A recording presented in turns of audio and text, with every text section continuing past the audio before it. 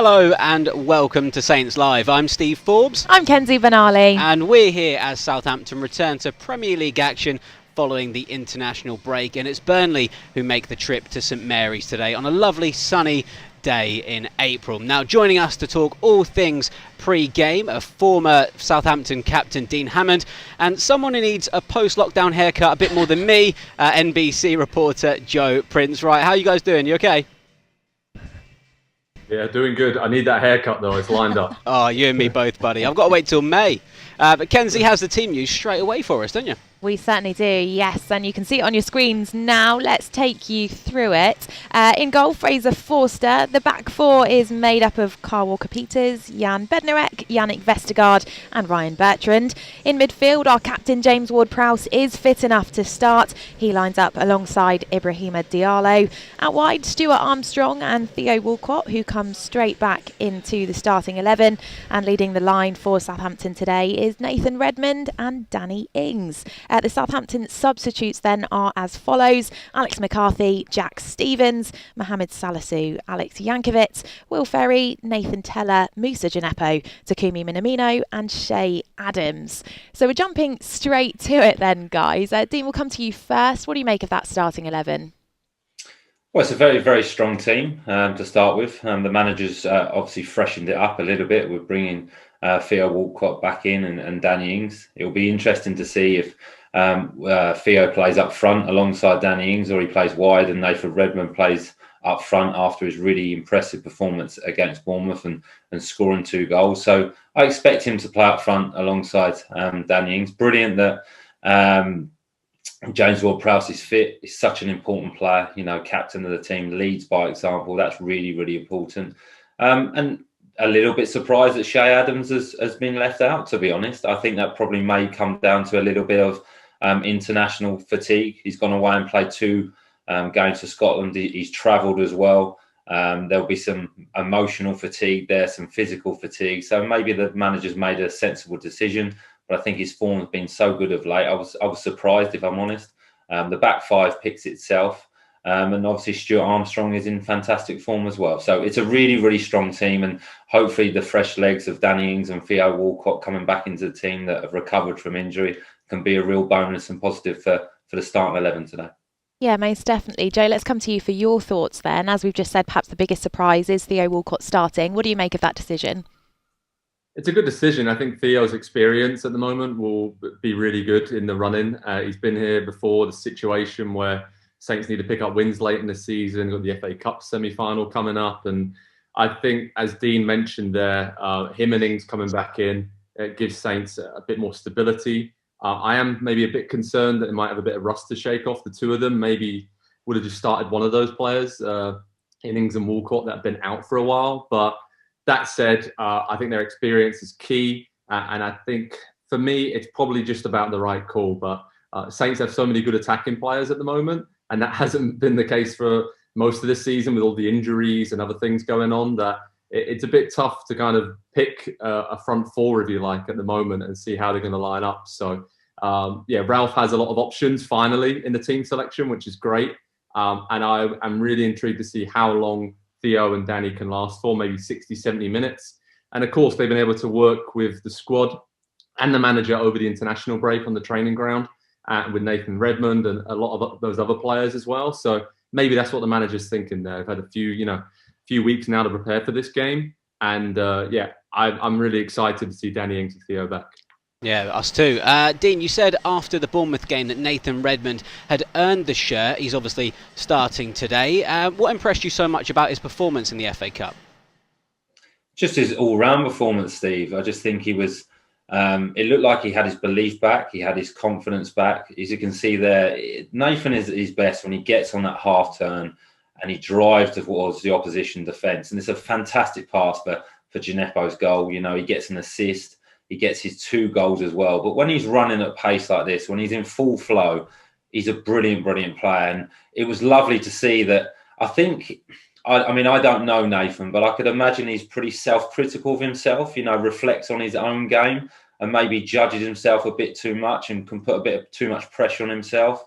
But the second goal, fantastic. Again, driving at the defence, you know, with real pace, determination, knowing exactly what he's going to do. And that is a superb finish. It really, really is. And again, for his second goal, good composure to start with. Nice pass off to James Ward-Prowse. And this is a really good finish. I think if he hadn't scored the first goal, if he hadn't have got the first assist, he may have snatched at that. He might have tried to hit that too hard. But you see a lovely side-footed pass right into the corner. And yeah, it was an exceptional performance. And he was one of the main reasons why Southampton performed so well on the day. And I think he was back to his best and deserves to keep the shirt and has got the faith of the manager. So if he continues to play by that, he's going to be a huge asset to them attacking options for the manager. Yeah, most definitely. And speaking of those attacking options, Joe, we touched on it briefly when we asked you your response to the team news. But do you think Ralph has got it right in that front four positions? Because there were a number of different things he could have done with that. Obviously, Takumi Minamino back in contention after being cup-tied, and great to see Danny and Theo starting.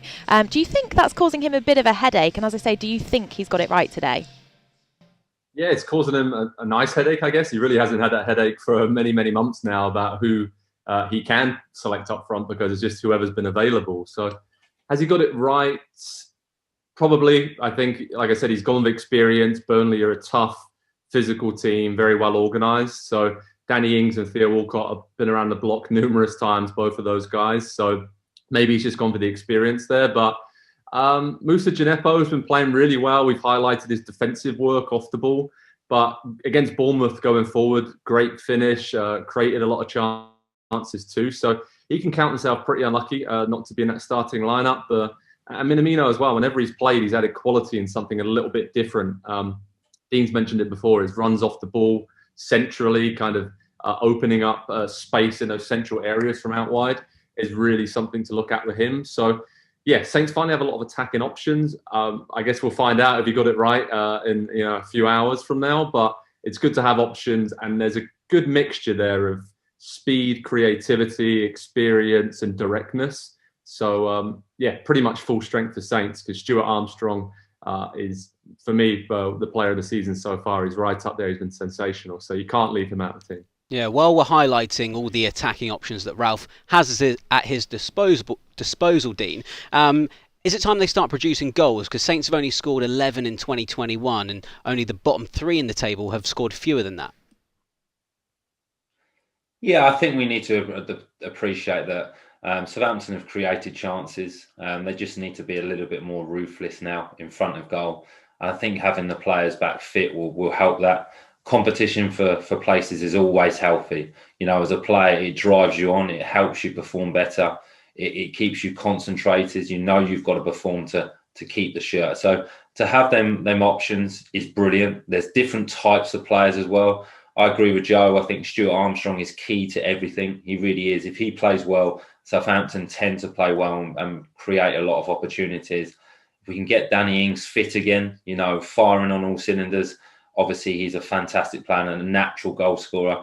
But there's lots of options. If you look at it, you know, you've probably got 6 to 8 attacking options. So it's difficult for the manager. And like I mentioned, they all bring different qualities. We've not even mentioned Nathan Teller, who's had a decent impact on the group since he's come in with his pace and his brave. He's got courage when he plays. He's a young player, doesn't really play with that fear. And Theo Walcott coming back in, you know, the experience he brings. So lots of options there. They do need to score more goals. And I think the manager has now, if the players on the pitch are not scoring goals, he's got the option to change it, where I don't think he's had previously over the last few weeks. He's maybe looked at his bench and thought, what could I really change? Well, now he could make 3 attacking changes, which can help the game. So, yeah, really, really impressive.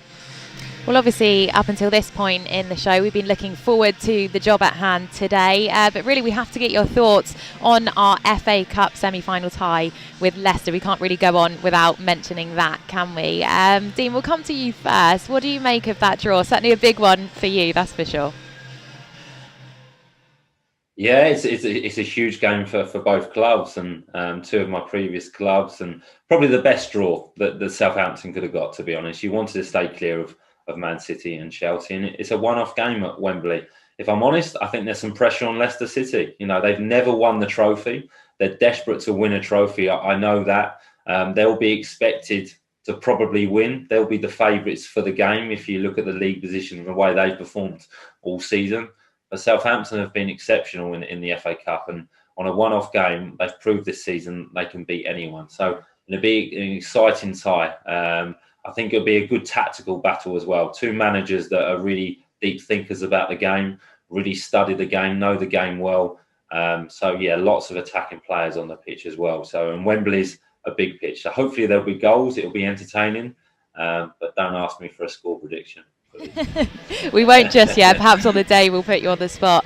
Well, Joe, what are your thoughts then? Do you think it's too much to say that this fantastic cup run is keeping Southampton's season alive? I think it is. I think now you look at the next few games, obviously it's important for Saints to get a couple of wins on the board to guarantee safety in the Premier League, first and foremost. But it's kind of just kept things ticking over very nicely and kept the competition in the squad as high as it can be, despite the injuries. So, yeah, as a Southampton fan, you always want to have a good season in the Premier League, try and push for a top 10 finish.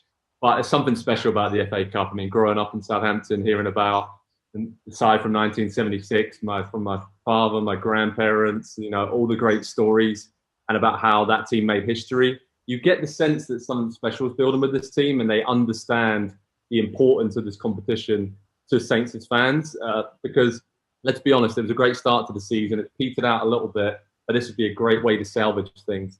And as Dean said, it'll be an interesting tactical battle. Leicester, I think, gives Saints a lot of respect with the win at Leicester last season. And then earlier this season, a narrow 2-0 defeat up there. Armstrong hit the crossbar. If that goes in, Saints probably get a draw, maybe go on to win that game. So I don't think there's a lot between these teams. Leicester obviously right up there. It will be tough. Saints are the underdogs. But I think that actually suits them in this game, and having Walcott, Ings and other players back at just the right moment. I think, Saints can go into it pretty confident of causing an upset. Yeah, well, one thing that's going to be different today is the Southampton shirt, as sportsbet.io have kindly offered their place on the shirt to the Saints Foundation. So here's a certain Franny Benali to tell us a bit more about it.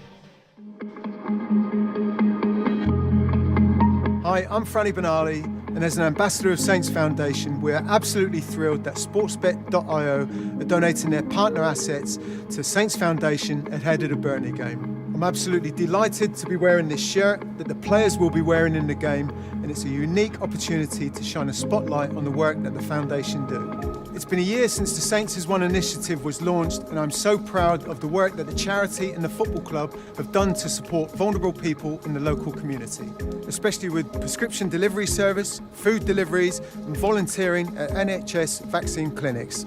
Most importantly, they've continued to support their existing participants in any way that they can. I've seen firsthand the amazing work that they've done during the last year to help their older participants stay connected. They've been making regular calls to those most isolated, provide a friendly voice to check in on their well-being. They've held Zoom sessions which have had the pleasure to be involved, and when restrictions allowed, they've even held walk-in sessions with older groups across the city.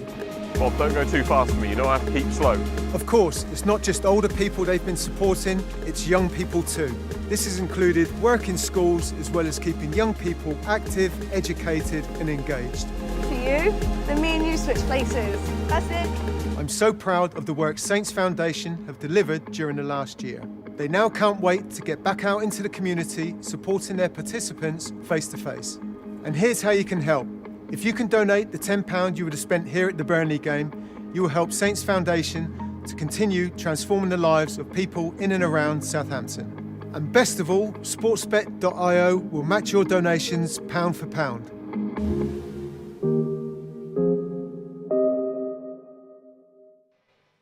Well, there's you saying Joe need a haircut. I think it's safe to say my dad needs one as well. It's like a little afro going on there. I love it. Well, welcome along to Saints Live if you have just joined us. Lots of you already getting your comments in on social media. Let's take a look at what's being said now. Saint194, thanks for this one. They've said, good to see Redmond rewarded from his last performance. James Bell is also pleased with the lineup today. He says, strong team. Ryan, hello to you. He says, come on Saints, if we win today, any fear of relegation will be put to bed. He's also going for a pretty convincing win. He thinks we'll win 4-0 2-0 today. Alex, good morning. Good afternoon. Good morning. What are we? We're still morning, aren't we? Tuning in from up north in Lancaster. Thanks for your company. Love the team, but disappointed Shea isn't playing. Still going for a 2-0 win. I like the sound of that. Richard said, nice to finally see some depth in the squad today. It certainly is. He's watching from Normandy in France. He also says good luck to the team. Mark's going for a 2-1 win for Southampton this afternoon. Dynamo Daisy's also got in touch. She thinks it's going to be a 2-1 win today. She also thinks Nathan and Theo will bag the goals. And Daniel's got in touch to say happy Easter, everyone. And he's going for a 3-0 win to Southampton. Amazing stuff. Well, we're going to talk now about Southampton's internationals, and in particular England. James Ward-Prowse scored his first goal for the Three Lions against San Marino. And here's what Ralph had to say about those selections. I think in general, it shouldn't make a difference if somebody's coming from a smaller club like we are than if he's coming from a bigger club. Yes, I mean, it's different if you also play Champions League every day, every week, and compete on the highest level. But a player like him who showed in the Premier League how strong he is, and with his qualities with set pieces, I would always take him, to be honest. I was always have him in my squad. And if I need him in the last 10 minutes for making a free kick and score a goal, I think I would always take such a player in my squad, to be honest. Brilliant. Thank you very much. But I'm not the coach. I'm not the manager. Sure. Joe, let's come to you first then. What did you make of Prowse's international involvement? And also, can we get your thoughts on whether you think he could be a valuable asset at Gareth Southgate's Euros this summer for his England side? He did really well. I think he took his chance, obviously got the goal, just played it simple and kind of, I think if you don't watch him week in, week out, there's just this perception of him that all he does is take good corners and free kicks and that's it. But this season in particular, he's added a lot more to his game. Defensively, I think he's improved massively since Ralph has come in to take charge. And yeah, it's interesting because I think Calvin Phillips came in against Poland, and he said that James Ward-Prowse would have been starting that game if it wasn't for the small calf problem he picked up. So that showed you how important he is to England. And Gareth Southgate's known him for a long time now, worked with him in the under-21s. And I think he's pretty much nailed on to be in that squad. I really do, because he's flexible. He can play in different midfield positions, even fill in at fullback if needed. And again, that X factor is his ability from set piece situations. And in a tournament situation when, maybe you need a goal late on to go through to the next round, having James Ward-Prowse standing over a free kick or a corner, that's a great situation for England. So, yeah, I mean, touch wood at the moment, I think he is pretty much nailed on to be in that Euro squad this summer. Yeah, Dean, what do you make of England's midfield options, and where can Prowse fit into that squad? Well, it's hugely strong, the midfield options. It really is. There's lots of options within that. It all depends, I think, on the formation that England go with. Will they play 3 centre halves, or will they play 2? I think James Ward-Prowse can definitely play within that England team. I think Declan Rice will be the number 1 selection within that position. Whether Jordan Henderson will be fit or not, I'm not sure. But James Ward-Prowse could definitely play it alongside him. But you've got, Calvin Phillips, you've got Jack Grealish could play in there, Mason Mount could play in there, Foden can play in there. So there's some real talent. I just think that James Ward-Prowse gives so much to the squad. He's a model professional. He sets an example. He'd be brilliant around the squad, when the squad are away together. Joe mentioned his set pieces will be invaluable if England are looking for a goal, which will be really important. Again, it's another captain within the team. I always think England should try and get as many captains in that team as they possibly can. They're captains of their club side. He'd be good at taking penalties if you get to that point within a competition. So I think he's nailed on for the squad. Can he get a starting position? I think he can. His form this season has been really good. He's a top player. I don't think it makes a difference that he doesn't play for one of the so-called big 4 clubs. I don't think that matters as much anymore under Gareth Southgate, and I think that's fantastic. So I think he'll definitely be in the squad. Can he push for a starting position? I don't think he'll potentially start the competition, but I think he could work his way in because he's got so many attributes that can really benefit England. Well, let's look at Danny Ings' chances then, Joe. He obviously missed the international break through injury. How do you assess his chances of getting into that squad? Because there is a lot of competition for places there. It's tough. It's really tough. Probably 50-50 at the moment, if I had to say. He probably has to end the season by scoring 8 or 10 goals in the last, 8 to 9 games of the season and go on a real tear now, because he proved he can do it. Obviously, getting that first goal for England in the autumn was brilliant for him and did his confidence the world of good at that level. But Harry Kane's an out-on starter. You've got Marcus Rashford, Sterling, Sancho, Calvert-Lewin's been given opportunities. Ollie Watkins has come in. And then a lot of those players Dean mentioned can play up top as well. Phil Foden, Bukayo Saka.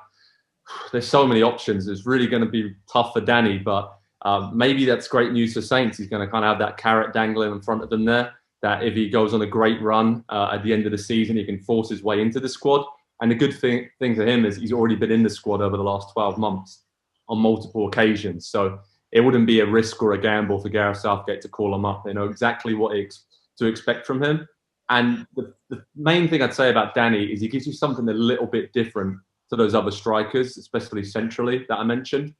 Calvert-Lewin and Harry Kane, very similar strikers, kind of like to hold the ball up and run the channels, where Danny is kind of that striker who just buzzes around, finds little pockets and spaces, and would be a great option off the bench, like we said, if you need a goal late on in the game.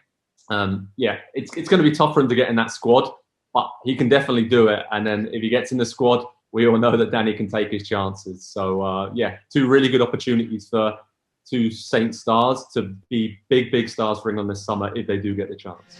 Well, moving from England to Scotland, and we saw a first international goal for Che Adams, and a decent one too. Dean, how good will that be for him? And also, how nice will it to see him play in the Euros if he's selected?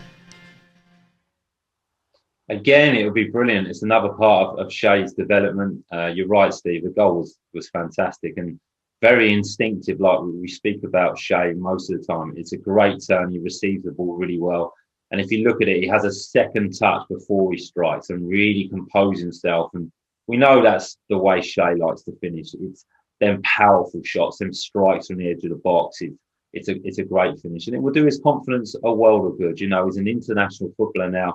It would be brilliant to see him playing at the European Championships for him individually and for his place at Southampton. For Southampton to have another international player is good for the football club.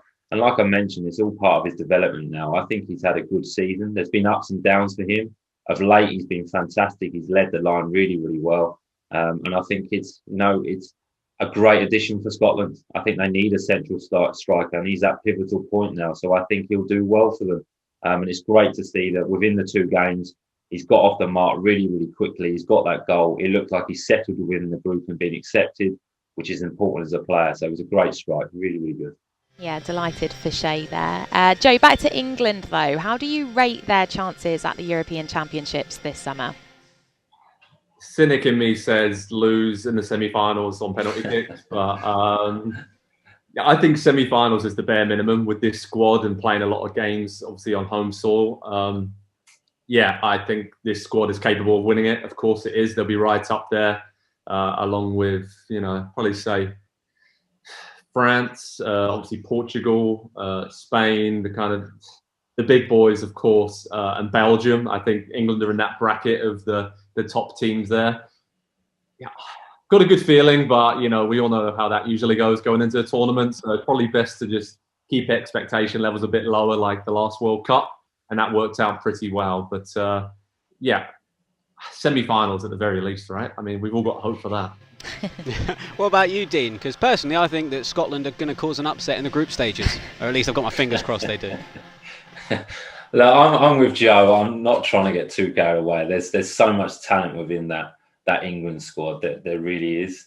But I'm not sure, to be honest. I think a lot will come down to form and injuries. Can England go to the championships with a full squad without one of the big players picking up an injury? Can Marcus Rashford regain some really top form and stay fit? Can Harry Kane stay fit? Them type of players are going to be so important. Sterling.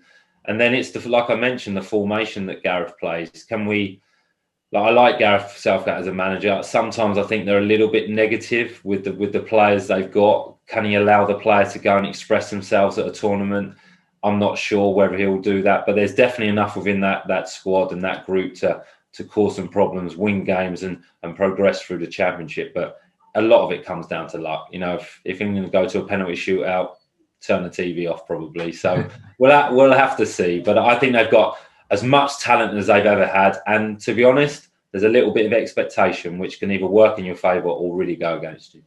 Well, plenty of football to look forward to this summer, but plenty of football to look forward to this afternoon as well. You can see the sun raining down on a glorious St Mary's. Burnley, of course, the opponents today. And before we get to previewing today's match, we are going to look back at the last time the two sides met.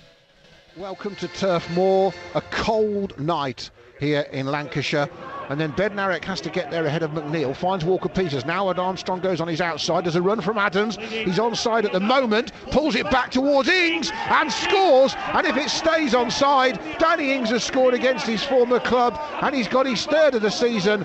Lovely setup from Adams down the right and Armstrong. And Saints have made the perfect start at Burnley this time. It's Burnley 0, Southampton 1, helps it on to Bednarek. He then drills a lovely ball out to Genepo. Great pass and beautifully taken from Genepo. Finds Bertrand, pulls it back into the box and Adams on the half volley scoops it over the bar.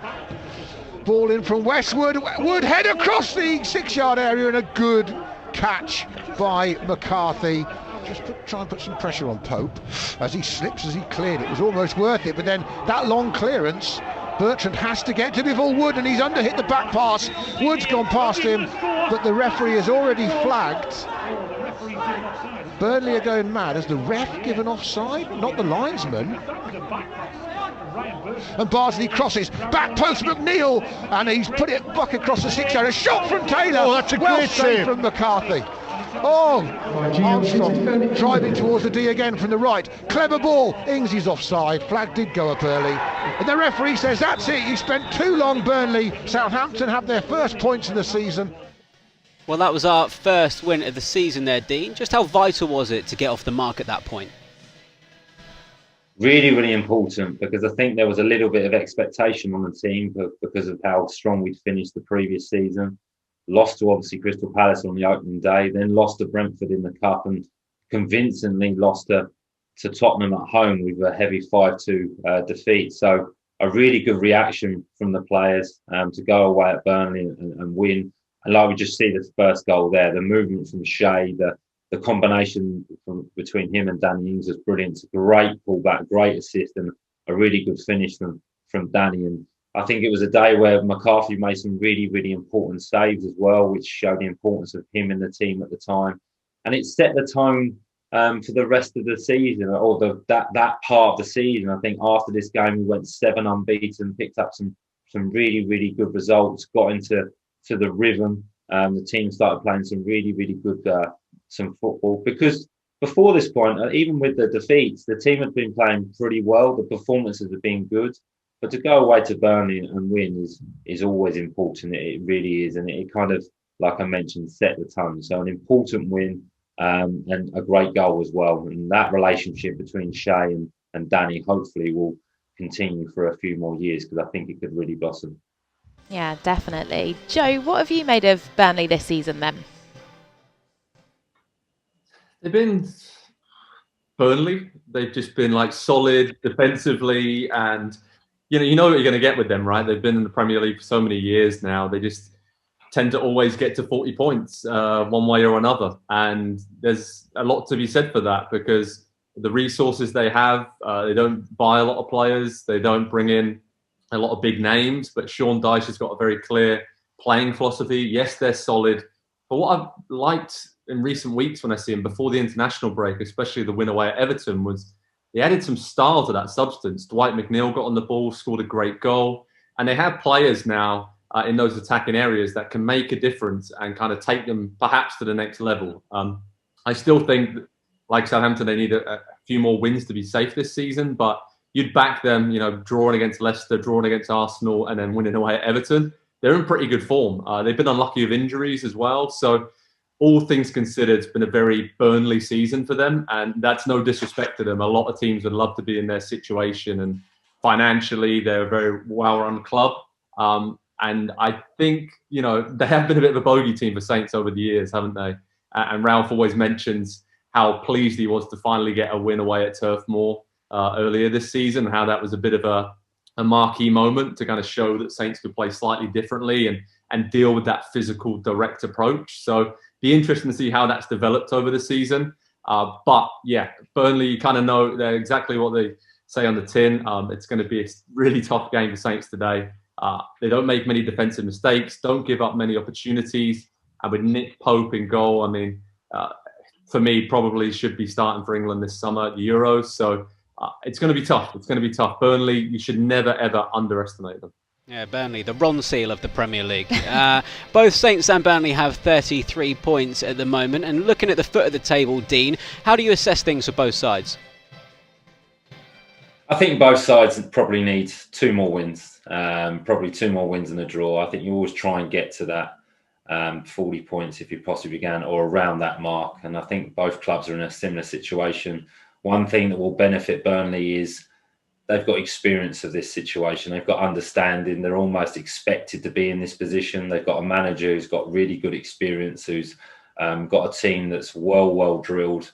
And also both teams within the last 8 fixtures, I think, of the Premier League will have 3 or 4 games that are very winnable. And they will identify their games. They're playing teams around them at the bottom of the table. And they're the important games. And Burnley, especially at home, are very strong. So they'll identify them home games as well as important games. But they're a difficult team to play against. But I think both teams will be looking to win today. It's important. If Southampton especially can win today, it really sets them up. They go into, it's almost like a 3-game season. I think it's Burnley today, then it's West Brom, and then it's the FA Cup semi-final. It'd be brilliant, you know, in 4 weeks' time. I was speaking to Joe beforehand that the club could be safe from any relegation stress or battle, and in an FA Cup final would be fantastic. And that would be a real achievement and help the players play with a bit of freedom. So I think there's not huge pressure on today, but I think it's a really important game for both clubs.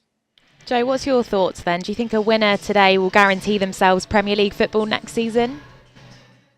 Pretty much. I agree with Dean. Probably 2 more wins will do it. But this would obviously be huge. I think both teams will be looking at this game as one that they should win if they play to their potential, which should hopefully lead to a very good, open, entertaining game because both teams will go for it.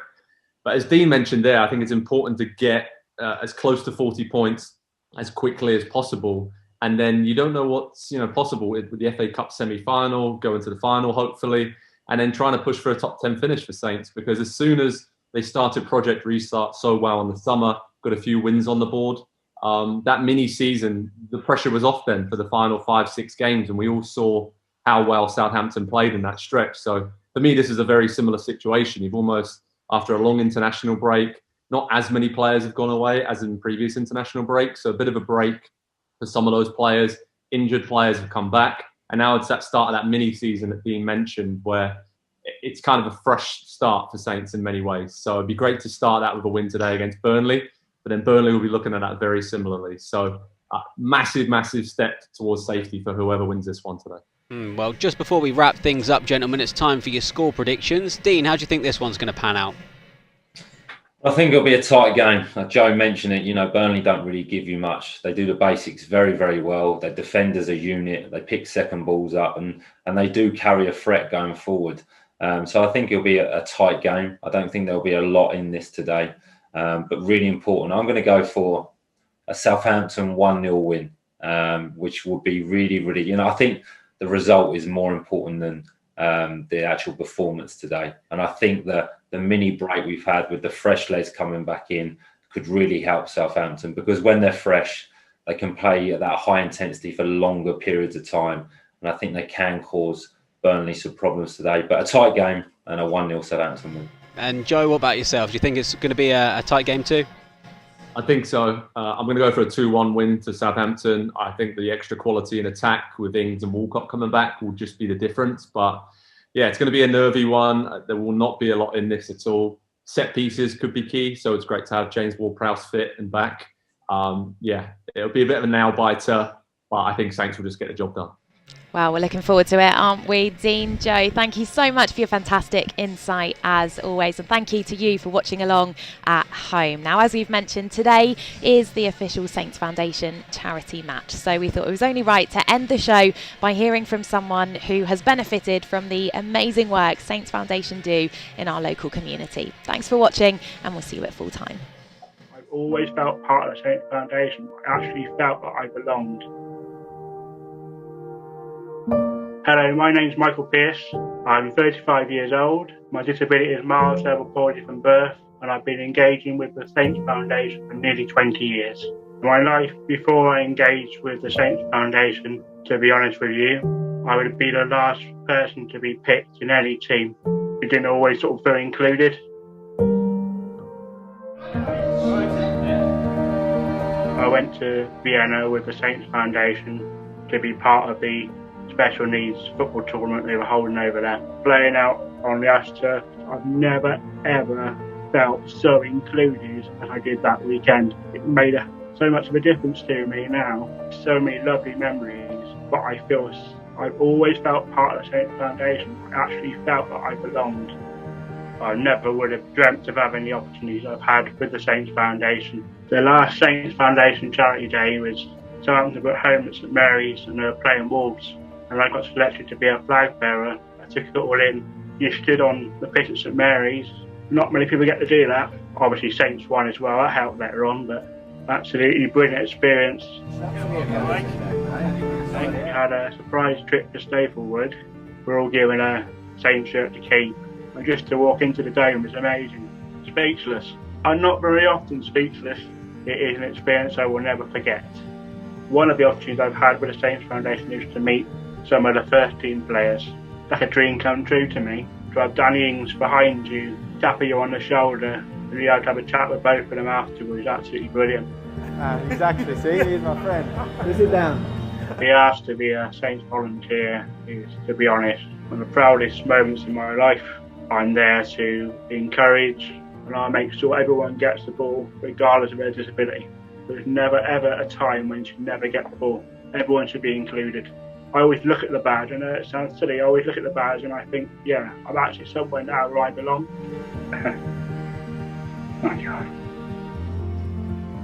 I'm actually speechless and I'm quite emotional. This means so much because I've been part of it for such a long time. Saints Foundation make me so proud. They give me a lot in my life through good times and bad times, but they've always been there. Like my family, we've always been there. I feel so comfortable, confident, happy, and that's all down to the Southampton Football Club and the Saints Foundation. Thank you, Sportsbet, for giving us the space to show people outside the football club how much the Saints Foundation means to people and what it means to me personally, just to make more people aware of what a brilliant charity it is.